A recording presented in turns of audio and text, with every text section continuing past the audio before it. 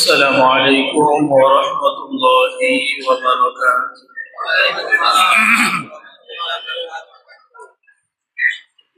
الصلاة والسلام عليك يا رسول الله. الصلاة والسلام عليك يا حبيب الله. الصلاة والسلام عليك يا شافع المذنبين. الصلاة والسلام عليك يا رحمة للعالمين.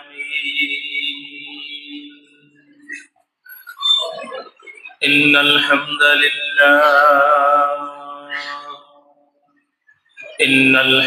لله نحمده ونستعينه ونستغفره ونعوذ بالله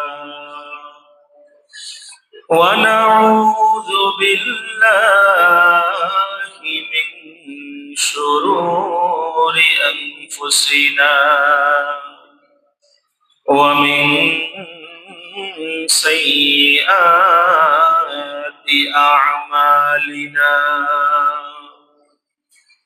من يهده الله فلا مضل له ومن يضلله فلا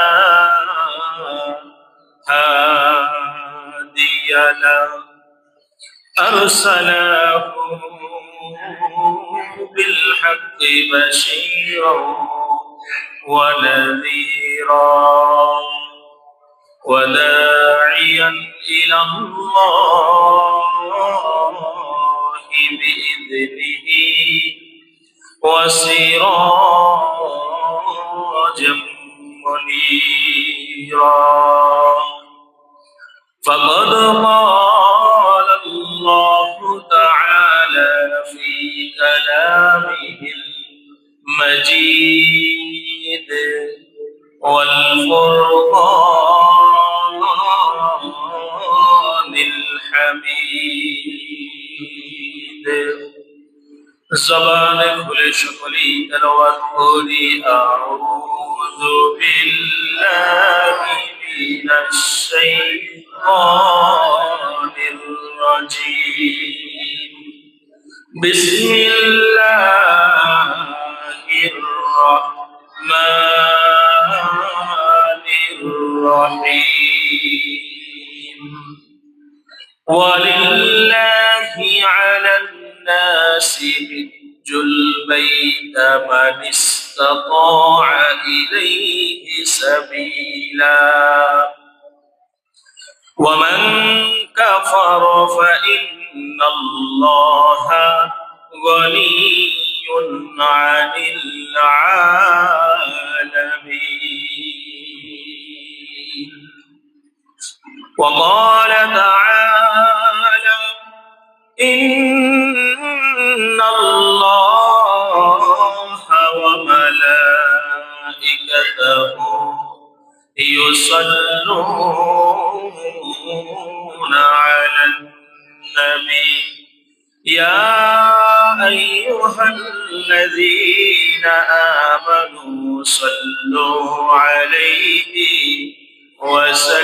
وسلموا تسليما. اللهم صل على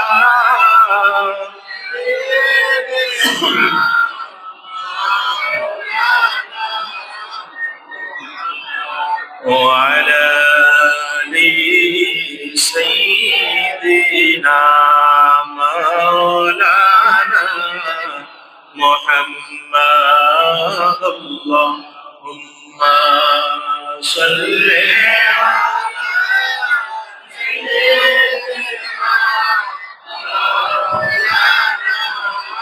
محمد وعلى آله মাওলানা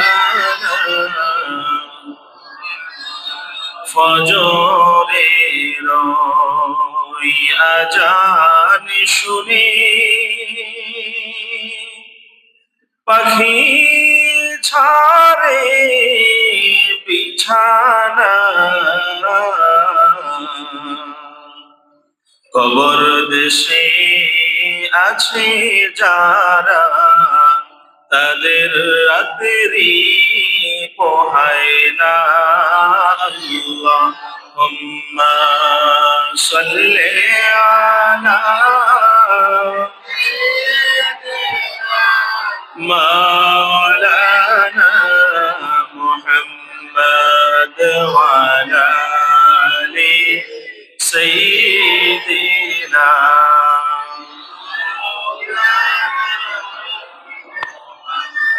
لا إله إلا الله لا إله لا إله إلا الله لا إله ও ভাই কত সুন্দর মদিনা, আরে আরো সুন্দর রওয়াজা, ওরে দেখলে সবই পাগল হবি, দেখলে সবই পাগল হবি, যাবি যদি মদিনা। লা ইলাহা লা ইলাহা ইল্লাল্লাহ লা ইলাহা ইল্লাল্লাহ লা ইলাহা লা ইলাহা ইল্লাল্লাহ মুহাম্মাদুর রাসূলুল্লাহ সাল্লাল্লাহু আলাইহি ওয়াসাল্লাম। আলহামদুলিল্লাহ, মহিয়ান গরিয়ান সর্বশক্তিমান আল্লাহ সুবহানাহু ওয়া তাআলার দরবারে লাখ কোটি শুকরিয়া আদায় করি যে আল্লাহ রাব্বুল আলামিন আজকে পবিত্র জিলকদ মাসের জুমার দিনে আমাদেরকে মসজিদে আসার বসার তৌফিক দান করেছেন। সকলেই মহান প্রভুর দরবারে, আলিশান প্রভুর দরবারে অন্তর থেকে শুকরিয়া আদায় করি আলহামদুলিল্লাহ। লক্ষ কোটি দুরূদ সালাম প্রেরণ করি আকায়ে নামদার তাজদারে মদিনা আহমদ মুস্তাফা মুহাম্মদ মুজতবা সাইয়্যিদুল মুরসালিন খাতামুন নবিয়্যিন মুহাম্মদুর রাসূলুল্লাহ সাল্লাল্লাহু আলাইহি ওয়াসাল্লামের উপর। সম্মানিত হাজিরিন, বিগত জুমআগুলোতে আমরা পবিত্র খানায়ে কাবার ইতিহাস, খানায়ে কাবা নির্মাণের ফজিলত এবং পবিত্র খানায়ে কাবাকে আল্লাহ রাব্বুল আলামিন কুরআনুল কারীমে কি কি নামে উল্লেখ করেছেন, আল্লাহ পাক খানায়ে কাবার কত মর্যাদা দান করেছেন, সে বিষয়গুলো সম্পর্কে আমরা আলোচনা করেছি। আজকে যে বিষয়টা নিয়ে আমরা আলোচনা করব, এই বিষয়টি হলো আমাদের ইসলাম ধর্মের একজন মুসলিমের তার ঈমানের জন্য, তার মুসলিম হওয়ার জন্য যে 5টি স্তম্ভ আমরা সকলেই জানি: কালিমা, নামাজ, রোজা, হজ, যাকাত। আল্লাহর হাবিব সাল্লাল্লাহু আলাইহি ওয়াসাল্লাম হাদিস মুবারকের মধ্যে ইরশাদ করেছেন যে বুনিয়াল ইসলামু আলা খামসিন, ইসলামের বুনিয়াদ হচ্ছে 5টি, ভিত্তি, খুঁটি, পিলার হচ্ছে 5টি। ইসলামের 5টি পিলারের মধ্যে চতুর্থ নাম্বার যে পিলার, চতুর্থ নাম্বার যে খুঁটি, যে বুনিয়াদ, সে বুনিয়াদ হচ্ছে হজ। হজ আল্লাহ রাব্বুল আলামিনের পক্ষ থেকে এমন একটি বিধান, এমন একটি আমল, যে আমলটি নির্দিষ্ট সময়ে, নির্দিষ্ট তারিখে এবং নির্দিষ্ট জায়গার মধ্যে গিয়ে পালন করতে হয়। সুবহানাল্লাহ। বাৎসরিক ইবাদত আপনি আমি কুরবানি করি। কুরবানি কেউ যদি মনে করে আমি আমার বাড়িতে করব, আমার মাদ্রাসায় করব, আমি রাস্তায় করব, মাঠে করব, সে ইচ্ছা করলে করতে পারবে। কিন্তু কেউ যদি মনে করে যে আমি বাড়িতে বসে হজ করব, কেউ কোনোদিন সম্ভব হবে? হবে না। এই জন্য হজ এমন একটি ইবাদত, যেই ইবাদতকে বলা হয় নির্ধারিত সময়ে, নির্ধারিত জায়গায়, নির্ধারিত দিনগুলোতে নির্দিষ্ট কিছু কাজ করার নাম হজ।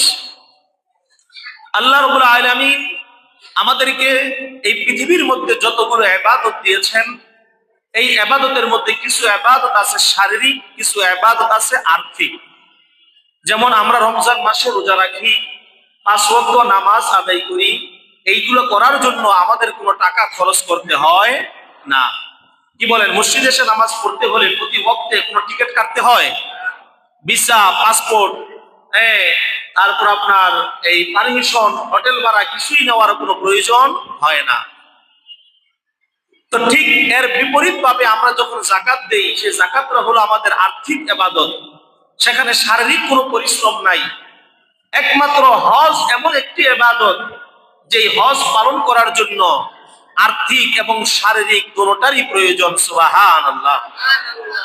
অর্থাৎ আর্থিকভাবে আপনি যাওয়ার মতো ব্যবস্থা আপনার থাকতে হবে এবং শারীরিক সুস্থতা থাকতে হবে।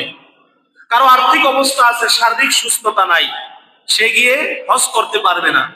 কারো শারীরিক সুস্থতা আছে কিন্তু আর্থিক কোনো ব্যবস্থা নাই, সেও হজে যেতে পারবে না। এই জন্য হজ এমন একটি নিয়ামত, যে নিয়ামতটি হলো আর্থিক এবং শারীরিক। এই আর্থিক এবং শারীরিক এই নিয়ামত আল্লাহ আমাদের অনেক দিকে দান করেছেন, এবং আমরা যারা বাকি আছি সবাইকে যেন আল্লাহ সুবহানাহু ওয়া তাআলা দান করে, বলে আমিন।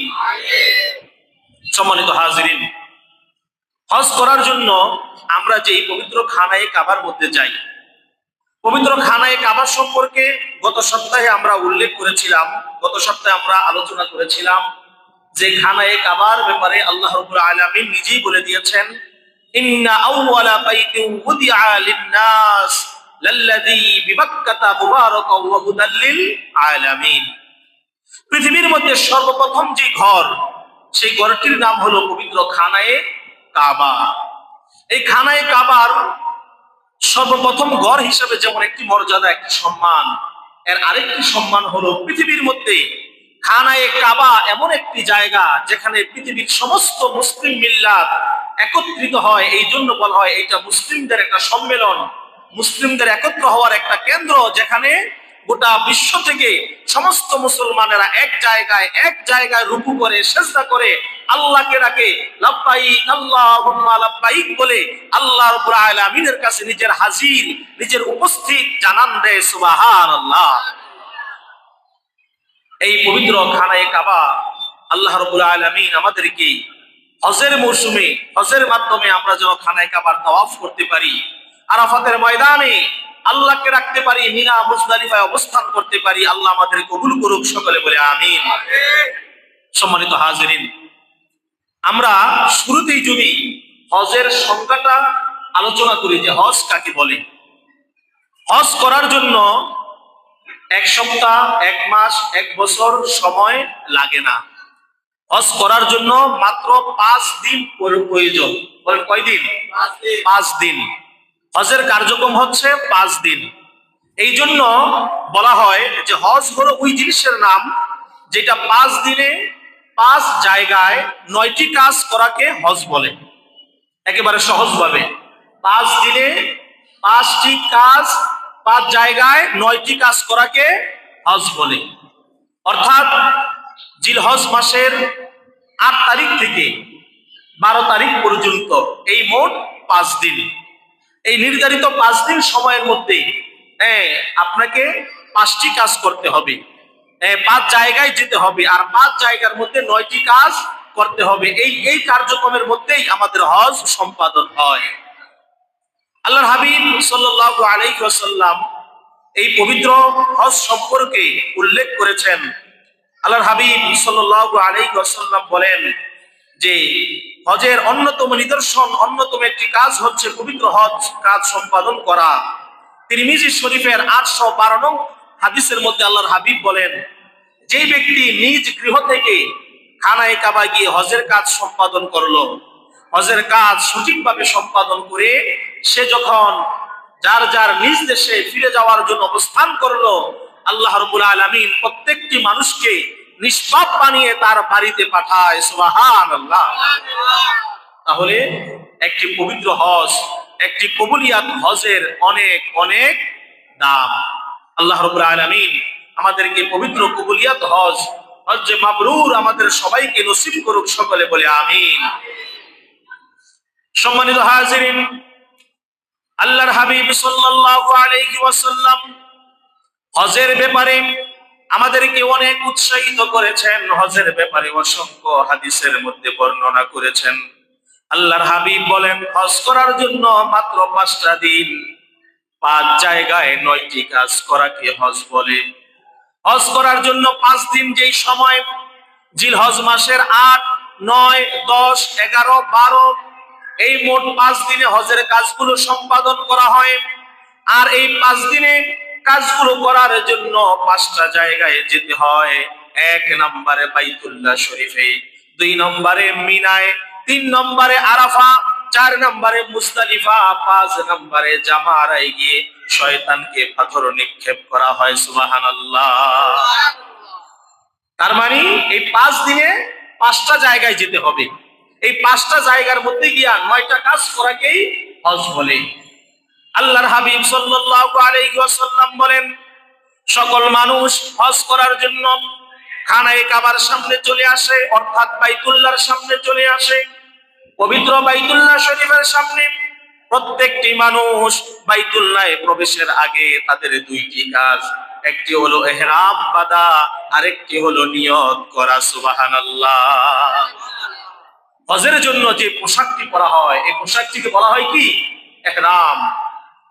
ইহরামের পোশাক পরে, সাদা 2 টুকরা সেলাইবিহীন কাপড় পরে আপনি আমি নিয়ত করে নিব, গো আল্লাহ, আপনার সন্তুষ্টির জন্য, আপনার রাজি খুশির জন্য, একমাত্র আপনাকে পাওয়ার জন্য, আপনার হাবিবের হুকুমগুলো মানার জন্য লক্ষ লক্ষ টাকা খরচ করে স্ত্রী, সন্তানাদি, পরিবার, আত্মীয় স্বজন সবাইকে ফেলে রেখে সুদূর আরব দেশে চলে এসেছি একমাত্র আল্লাহকে পাওয়ার জন্য। কাকে পাওয়ার জন্য? আল্লাহকে পাওয়ার জন্য। এই জন্য আল্লাহর হাবিব সাল্লাল্লাহু আলাইহি সাল্লাম বলেন, প্রথমে তোমার নিয়তকে তুমি ঠিক করে নাও। কেননা আমরা জানি, প্রথম হাদিস হিসেবে উল্লেখ করা হয়েছে, ইন্নামাল আ'মালু বিন্নিয়াত, প্রত্যেক আমলের প্রতিদান দেওয়া হবে বান্দার নিয়তের উপরে। সুবহানাল্লাহ। প্রত্যেকটি কাজের প্রতিদান দেওয়া হবে আপনার আমার নিয়তের উপরে। এই জন্য আল্লাহর হাবিব বলেছেন, 1 নম্বরে নিয়ত ঠিক করে নাও, 2 নম্বরে সেলাইবিহীন 2 টুকরা সাদা কাপড়। পুরুষদের জন্য সেলাইবিহীন 2 টুকরা সাদা কাপড় পরে আমরা এই যে সাদা কাপড়টা গায়ের মধ্যে জড়ালাম, মনে রাখবেন পৃথিবীর মধ্যে মানুষ 2টা সময়ে সেলাইবিহীন কাপড় পরে। একটা হলো মানুষকে যদি আল্লাহর ঘরে যাওয়ার তৌফিক দেয়, আর দ্বিতীয়ত মানুষ যখন মুসলমানেরা দুনিয়া থেকে বিদায় নেয়। ঠিক কিনা? 1 নম্বরে যাদেরকে আল্লাহর ঘরে যাওয়ার সুযোগ দেওয়া হয়, ওটা করুক আর হজ করুক, প্রত্যেকে সেলাইবিহীন কাপড় পরা লাগবে কি লাগবে না? সেলাইবিহীন কাপড় পরতে হবে। আর আমরা মুসলমানরা যখন দুনিয়া থেকে বিদায় নেই, আমরা মুসলমানরা যখন দুনিয়া থেকে চলে যাই, আমরা সেলাইবিহীন কাপড় পরি, সাদা কাপড় পরিয়ে আমাদেরকে সাদা কাপড়ে প্যাকেটিং করে দুনিয়া থেকে বিদায় করা হয়। এই জন্য আল্লাহর হাবিব বলেন, এই পৃথিবীর মধ্যে যদি তোমার নসিব হয় আল্লাহর ঘরে যাওয়ার জন্য, হজ করার মতো নসিব হয়ে যায়, তুমি যখন সেলাইবিহীন সাদা কাপড় পরিধান করবে, মনে রেখো এই সাদা কাপড়ের মাধ্যমে তুমি নিজের সমস্ত আমিত্ব অহংকারকে ধূলিসাৎ করে দিবে। সুবহানাল্লাহ। একজন মৃত মানুষের যেমন কোনো অহংকার থাকে না, কোনো গৌরব থাকে না, কোনো পাওয়ার থাকে না, একজন মৃত মানুষ যেমন সে দুনিয়া লোভী হতে পারে না, কারণ সে শেষ, মরে গেছে, এখন তার কোনো পাওয়ার নাই। তুমি যখন হজ করার জন্য সেলাইবিহীন কাপড় পরবে, এই সেলাইবিহীন কাপড় পরার সাথে সাথে তুমি নিজেকেও, নিজের অহংকার, নিজের আমিত্বকে তুমি ধ্বংস করে দাও। মনে রেখো সাদা কাপড় হলো আল্লাহ রাব্বুল আলামিনের কাছে সবচাইতে দামি এবং পছন্দের পোশাক। সুবহানাল্লাহ।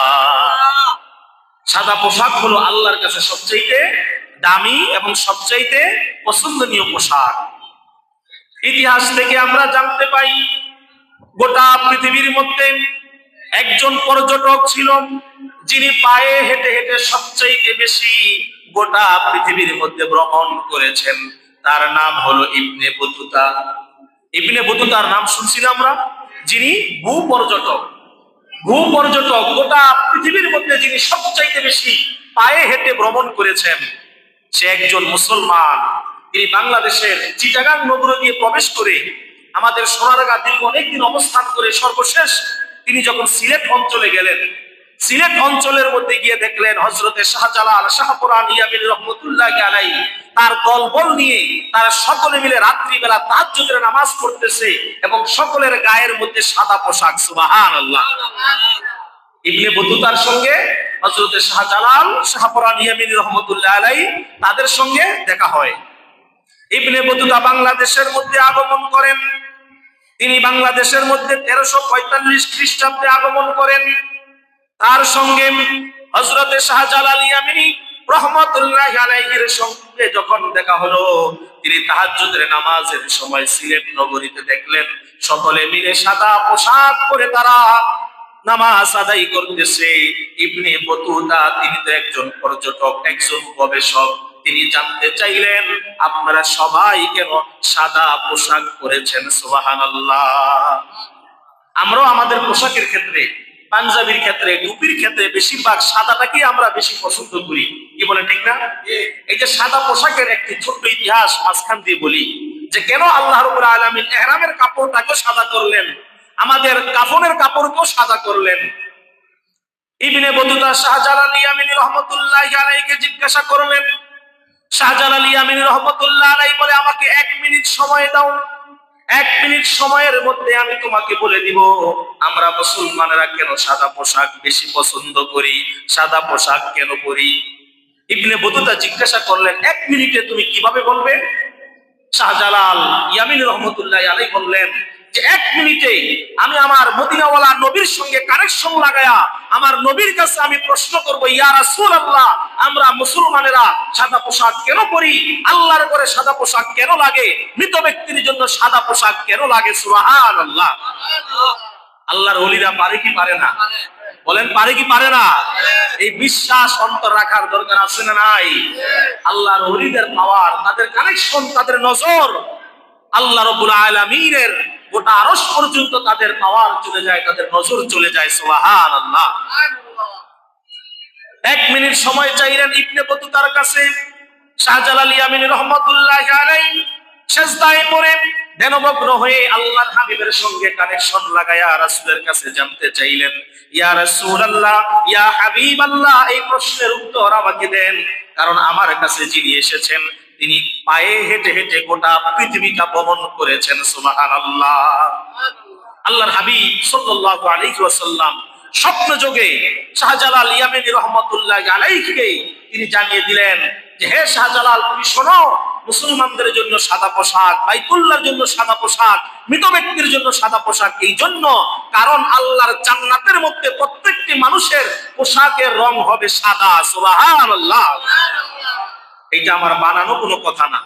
ইবনে বতুতা তার লিখিত কিতাবের মধ্যে তিনি এই ঘটনা উল্লেখ করেছেন।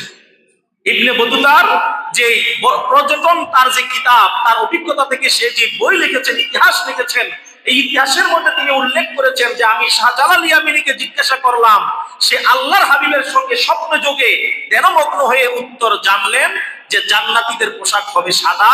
এই জন্য মানুষ মুসলমান মারা গেলে তার কাফনের কাপড় হবে সাদা, আর মুসলমান যখন আল্লাহর ঘরে যাবে তখনও তাকে পোশাক পরতে হবে, কাপড় পরতে হবে সাদা। সুবহানাল্লাহ। তার মানে আমাদের মুসলিমদের জন্য সাদা পোশাক সবচাইতে উত্তম পোশাক। আল্লাহর হাবিব সাল্লাল্লাহু আলাইহি ওয়াসাল্লাম বলেছেন, ইসলামে মহিলাদের জন্য, নারীদের জন্য কোন রং নির্বাচন করা হয় নাই। নারীরা যেই রঙের পোশাক মনে চায় পরতে পারবে, নারীরা সমস্ত রঙের পোশাক পরবে। নারীরা হাতের মধ্যে মেহেদি লাগাবে, হাতের মধ্যে মেহেদি লাগানো সুন্নাত। আল্লাহর হাবিব সাল্লাল্লাহু আলাইহি ওয়াসাল্লাম নারীদেরকে উৎসাহিত করতেন, তোমরা হাতের মধ্যে মেহেদি লাগাও। সাহাবায়ে আরজ করে, ইয়া রাসূলুল্লাহ, কেন? আল্লাহর হাবিব বলেন একজন মুসলমান পুরুষ যদি রাস্তাঘাটে অ্যাক্সিডেন্ট হয়ে মারা যায় তাহলে তাকে চিনার উপায় আছে, কিন্তু একজন মহিলা যদি রাস্তাঘাটে অ্যাক্সিডেন্ট হয়ে মারা যায় তাকে চিনার উপায় হলো হাতের মেহেদি। সুবহানাল্লাহ। এটা রাসূলের হাদিস যে মহিলারা নিয়মিত হাতে মেহেদি ব্যবহার করবে। আজকে আমাদের এখানে আমাদের সম্মানিতা মা ও বোনেরাও আমাদের জামাতে শামিল হয়েছেন, তারা মাইকে আওয়াজ শুনতেছেন। তাদের জন্য, আমার সম্মানিতা মা ও বোনদের জন্য আল্লাহর হাবিব উৎসাহিত করেছেন যে তোমরা সপ্তাহে সপ্তাহে হাতের মধ্যে মেহেদি লাগাও। কেননা মুসলিম ব্যতীত বিধর্মীরা মেহেদি লাগায় না। কোন বিধর্মীরা দেখবেন না যে তারা তাদের অনুষ্ঠানে মেহেদি লাগায়। বিধর্মীরা তাদের অনুষ্ঠানের মধ্যে আলতা ব্যবহার করে, নেল পালিশ ব্যবহার করে, লিপস্টিক ব্যবহার করে, আছে না নাই? এখন এই বিধর্মীদের কালচার মুসলমানদের মধ্যে ঢুকে গেছে। এখন মুসলমান হাতের মধ্যে নেল পালিশ, ঠোঁটের মধ্যে লিপস্টিক, আছে না নাই? আল্লাহর হাবিব বলেছেন এগুলো মুসলিম মেয়েদের জন্য নয়, মুসলিম মেয়েদের জন্য হচ্ছে হাতে মেহেদি। কারণ এই মেহেদি প্রমাণ করবে, রাস্তাঘাটে যদি একটা মেয়ে মারা যায়, একটি মহিলা মারা যায়, তার হাতের মেহেদি প্রমাণ করে দিবে যে সে মুসলিম মহিলা। সুবহানাল্লাহ। এই জন্য আল্লাহর হাবিব বলেছেন মেয়েদের জন্য পোশাকের কোনো নির্ধারণ করা নাই, তারা সব রঙের পোশাক পরতে পারবে, কিন্তু পুরুষদের জন্য একেবারে লাল টকটকে আর হলুদ রঙের পোশাক পরা নিষেধ। পুরুষদের জন্য লাল টকটকে লাল আর হলুদ রঙের পোশাক পরা কি নিষেধ। এই দুই রঙের পোশাক ছাড়া আমরা সব পোশাকই পরতে পারবো, তবে আমাদের জন্য সর্বোত্তম হচ্ছে সাদা পোশাক। যদি অন্য কালার পোশাকও কেউ পরে এতে গুনাহ হবে না, এতে করে গুনাহ হবে না। অবশ্যই আপনার সতর, আপনার সৌন্দর্য আদায় হয়ে যাবে, কিন্তু সাদা রঙের পোশাকটা আল্লাহর কাছে সবচেয়ে বেশি দামি।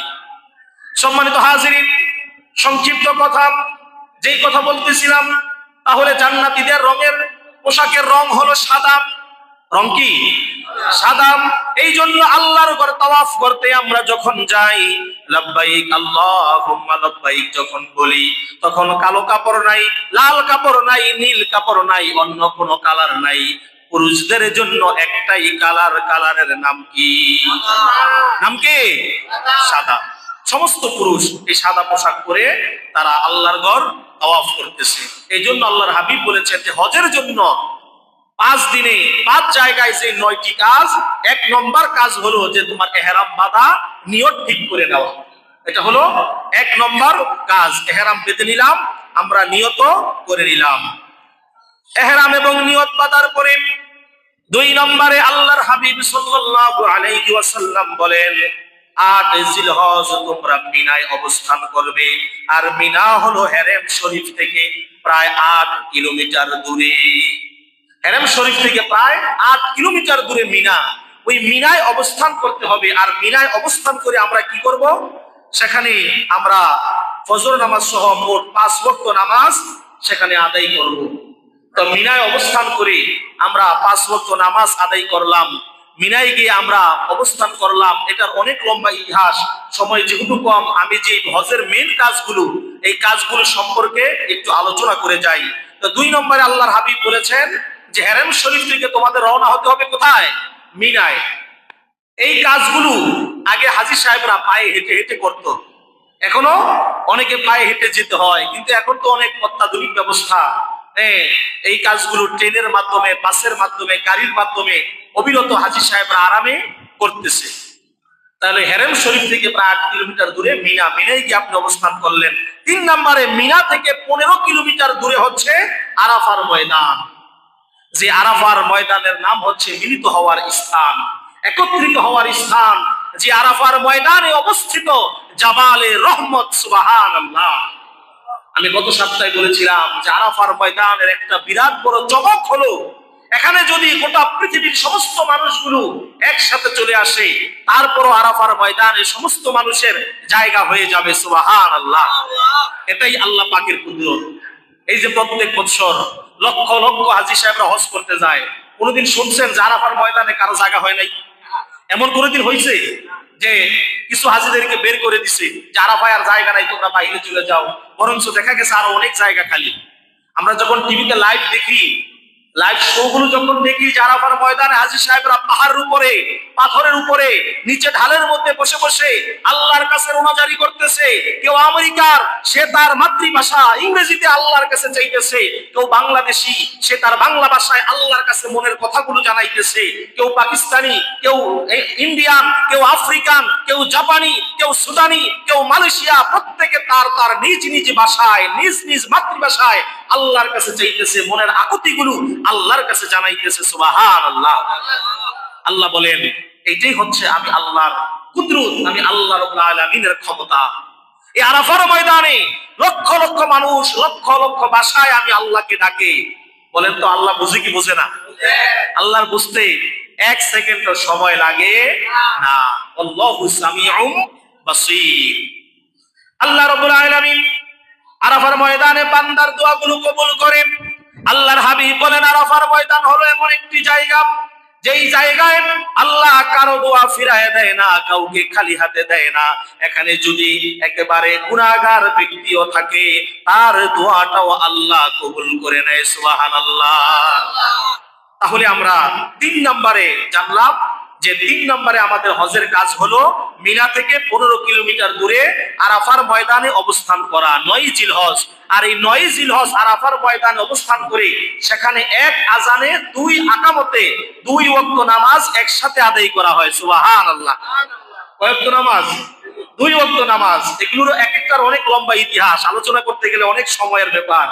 তো এক আজানে 2 আকামত, মানে এক নামাজ শেষ হওয়ার সাথে সাথে আরেক নামাজ শুরু, আবার আকামত, আকামত দেওয়ার পরে আপনি আরেক ওয়াক্ত নামাজ আদায় করলেন। তো সেখানে আমরা যোহর এবং আসর, এই এক আজানে 2 আকামতে যোহর এবং আসরের নামাজ একসাথে আদায় করে নিলাম। আদায় করে এখন আরাফাতের কাজ শেষ, এখানে আর কোনো কাজ নাই। 9 জিলহজ খুতবা পাঠ করা হলো, নামাজ শেষ করা হলো। এখন এখান থেকে 4 নম্বরে আরাফা থেকে মুজদালিফা 12 কিলোমিটার দূরত্বের রাস্তা। এই যে দেখেন, আমি যে শুরুতে বললাম যে হজ হলো আর্থিক এবং শারীরিক ইবাদত। এই যে এতগুলো রাস্তা আপনাকে অতিক্রম করতে হবে, আপনাকে যেতে হবে, এই কাজগুলো করার জন্য শরীরে শক্তির দরকার আছে না নাই?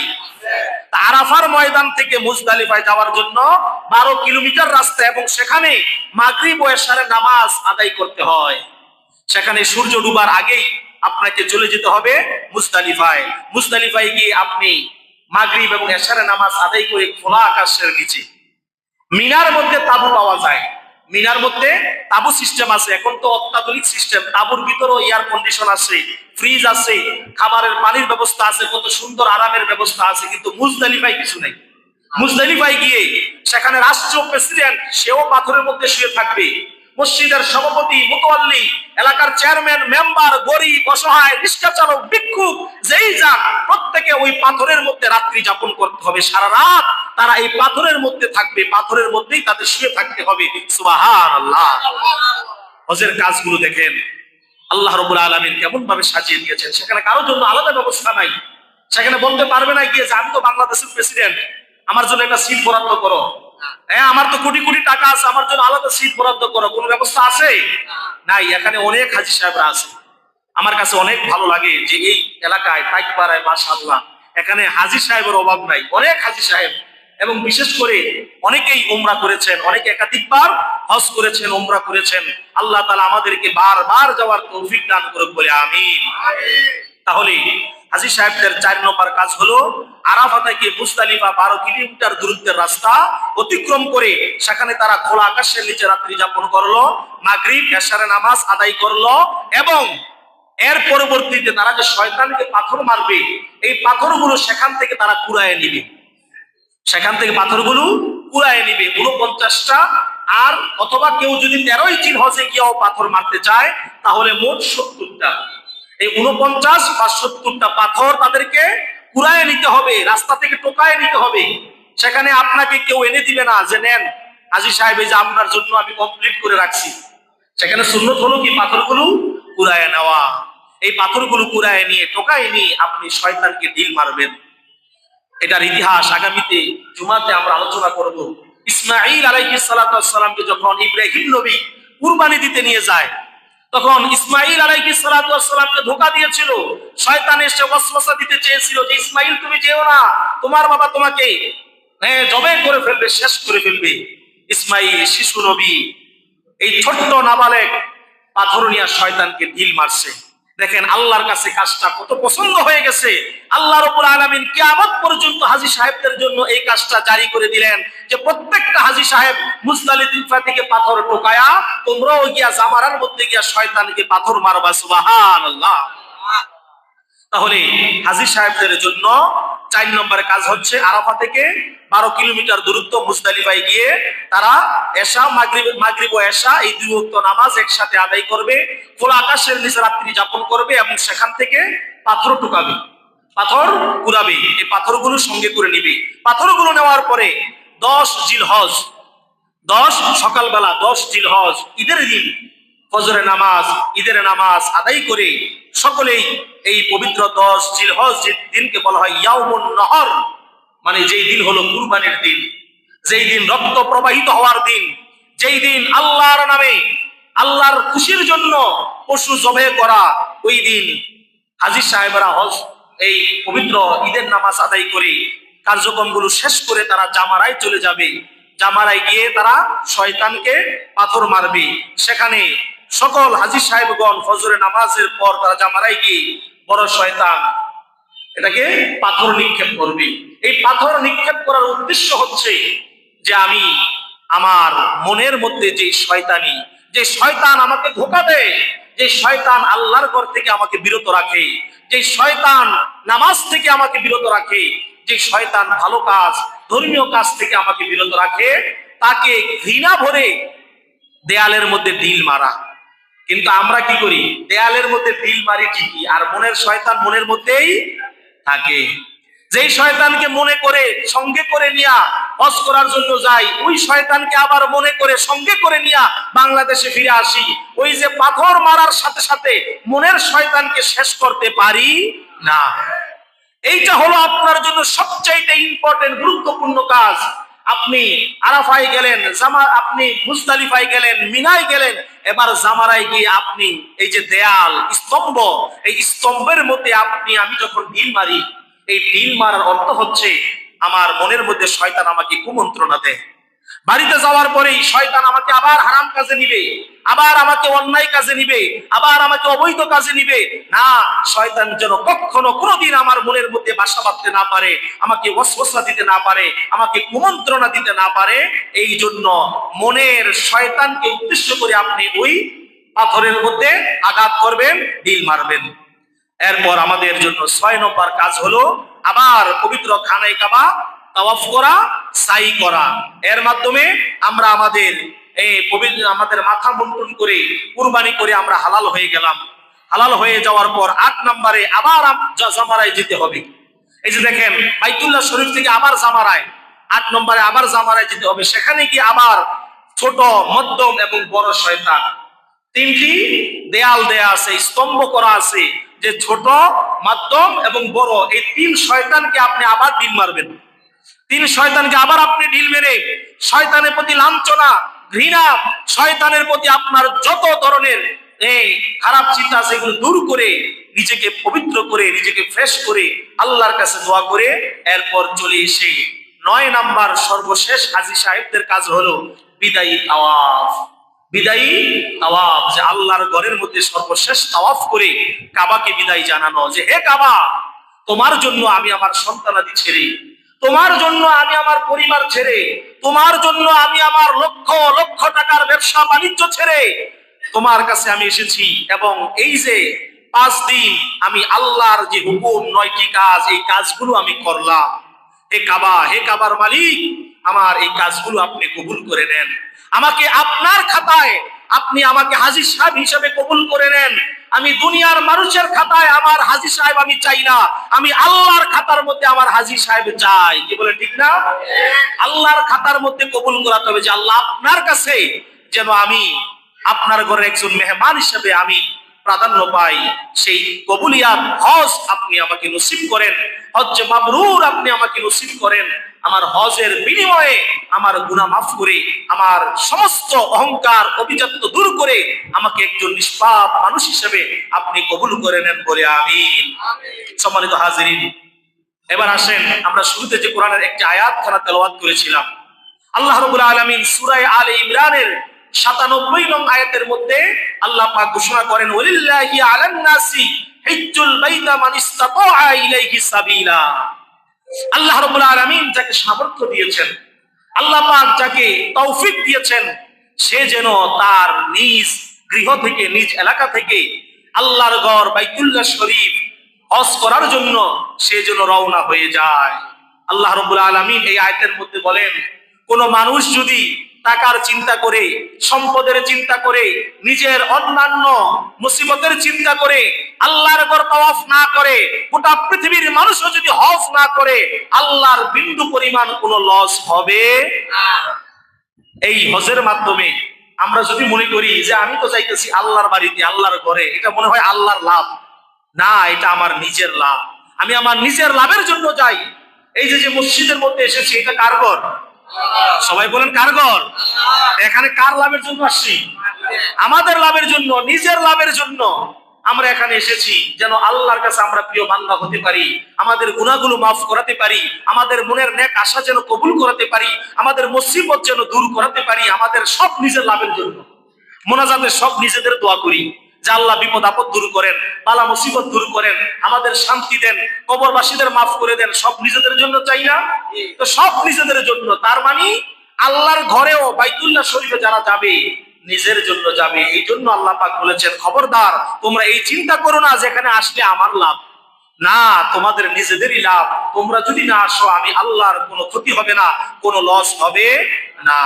সম্মানিত হাজিরিন, পবিত্র হজ আদায় করা সম্পর্কে আল্লাহর হাবিব সাল্লাল্লাহু আলাইহি ওয়াসাল্লাম তিরমিজি শরীফের মধ্যে ইরশাদ করেন, কোন ব্যক্তির সামর্থ্য থাকার পরেও যদি সে হজ আদায় না করে, আল্লাহ আপনাকে শারীরিক শক্তি দিয়েছেন, আল্লাহ সুবহানাহু ওয়া তাআলা আপনাকে আর্থিকভাবে সচ্ছল রেখেছেন, আপনি খেয়ে দেয়ে পরে মক্কা যাওয়ার মতো খরচের টাকা আপনার কাছে আছে, আপনি টাকার মায়ায়, সম্পদের মায়ায় হজ করলেন না।